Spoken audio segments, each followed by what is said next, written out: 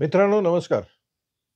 आजचा व्हिडिओ फार महत्त्वाचा आहे. जे कोण मनी उपासना करत असतील किंवा ज्यांची अजूनही मनी उपासना करायची इच्छा असेल, त्यांनी तो अवश्य बघावा. पहिली गोष्ट तर या वर्षीचं मनी उपासना इतकं महत्त्वाचं काय? मित्रांनो तुम्हाला सगळ्यांना ठाऊक असेल, की हे मनी उपासनाचं 12वं वर्ष आहे.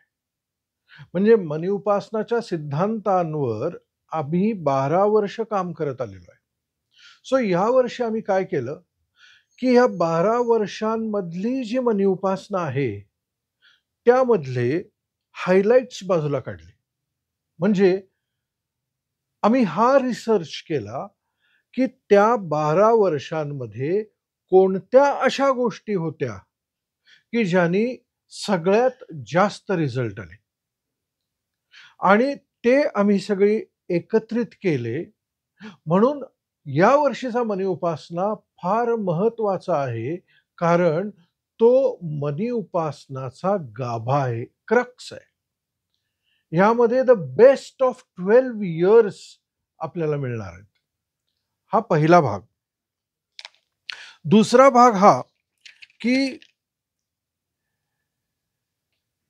या सगळ्या गोष्टी आपण करत असल्यामुळे, या एवढ्या कॉन्सन्ट्रेटेड गोष्टी करत असल्यामुळे या वर्षीच्या मनी उपासनामध्ये रिझल्ट्स येण्याची शक्यता सगळ्यात जास्त आहे.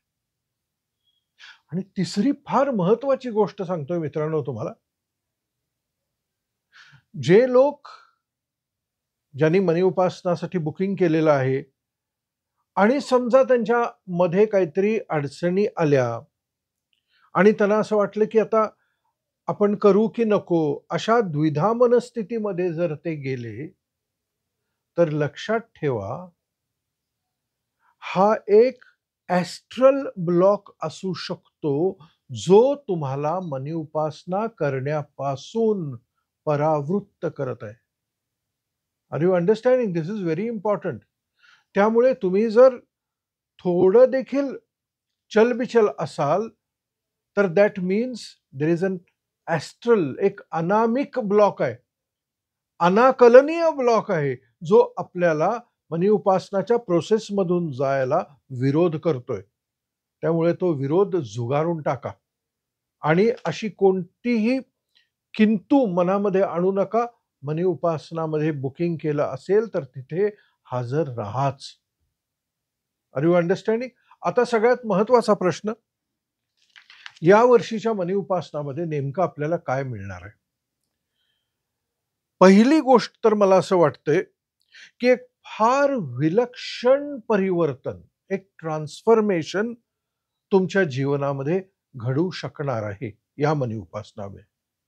दुसरी गोष्ट, पैसा किंवा समृद्धीला ज्या रेझिस्ट करणाऱ्या, म्हणजे विरोध करणाऱ्या जे जे घटक आहेत, ज्या ज्या गोष्टी आहेत, ज्या जे प्रोग्राम्स आहेत आपल्यामध्ये, ज्यांनी आपला हा एक कन्स्ट्रक्ट बनलेला आहे, पैशाला विरोध करणारा जो कन्स्ट्रक्ट बनलेला आहे, तो निघून जाणार आहे.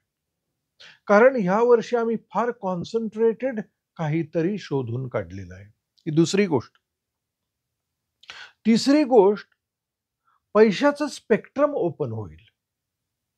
ही एक फार महत्वाची गोष्ट आहे. कारण पैशाचं स्पेक्ट्रम ओपन झालं तरच पैसे यायला सुरुवात होते. म्हणजे मी हे स्वतः अनुभवलंय म्हणून सांगतो. अशा पॉइंटपर्यंत मी होतो जीवनामध्ये, की जिथं पैसे दिसत होते समोर, पण ते उपलब्ध होत नव्हते. ॲज इफ तो स्पेक्ट्रमच ओपन नव्हता.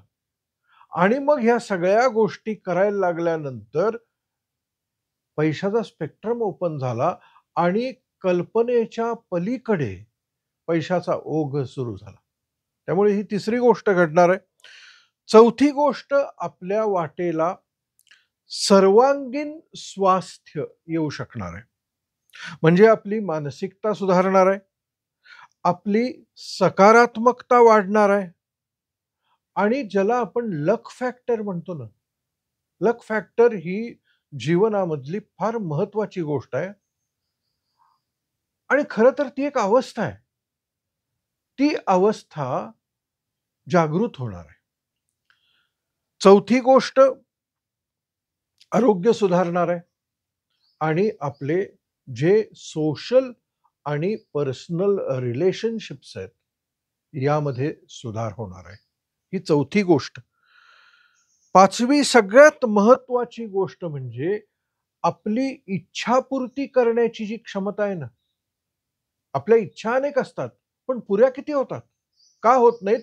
कारण त्या इच्छांना तेवढं बळ मिळत नाही, मास मिळत नाही. सो या वर्षीच्या मनी उपासनामध्ये इच्छापूर्तीची शक्यता कितीतरी पटीनं वाढणार आहे. पाचवी गोष्ट, सहावी गोष्ट, नवीन संधी वाटेला येणार आहेत, अडकलेले पैसे मिळणार आहेत, बढती मिळू शकणार आहे. विनाकारण खर्च थांबवणं जमणार आहे. पगारामध्ये बढती मिळणार आहे. या सगळ्या खरं साइड इफेक्ट्स आहेत मनी उपासनाच्या. कारण आपण एकदा त्या प्रोसेसमध्ये गेलो ना, या सगळ्या गोष्टी आपोआप घडायला लागतात. असा आमचा 12 वर्षांचा अनुभव आहे. मित्रांनो, या निमित्तानं म्हणजे मनी उपासनाच्या निमित्तानं आम्ही तुमच्या समोर एक खरंच जीवन बदलणारा, एक परिवर्तन घडवणारा जादूचा दिवा ठेवलेला आहे. आता तो मिळवायचा की नाही हे तुमच्यावर अवलंबून आहे. समजा नाही मिळवायचा ठरवलात तर ह्या प्रक्रियेमध्ये 1 वर्ष जाणार आहे. कारण मनी उपासना आता पुढच्या वर्षीच होणार आहे. त्यामुळे ही तुमच्या वाटेला आलेली संधी घ्यायची की नाही हे तुम्ही ठरवायचं आहे. तुम्हाला मागच्या व्हिडिओमध्ये मी सांगितलं तसं मनी उपासनाच्या बुकिंग्स पूर्ण झालेल्या आहेत, फुल झालेले आहेत. पण काही वेळा काही कॅन्सलेशन्स येतात. त्यामुळे तुम्ही ज्यांना अजूनही इच्छा असेल त्यांनी आमच्या ऑफिस नंबरवरती फोन करावा आणि आपलं नाव नोंद करावं. इन केस कॅन्सलेशन्स काही झालीच तर तुम्हाला त्यामध्ये एंट्री मिळू शकेल आणि खरंच हा पण एक लकचाच भाग आहे असं मी म्हणेन. सो पुढच्या 16 तारखेला मनी उपासना पुण्यामध्ये सुरू होतं आणि 23 तारखेला मुंबईमध्ये सुरू होते. सो सज्ज व्हा आणि मनी उपासनाच्या या पहिल्या विलक्षण सेशनला हजर राहा. नमस्कार.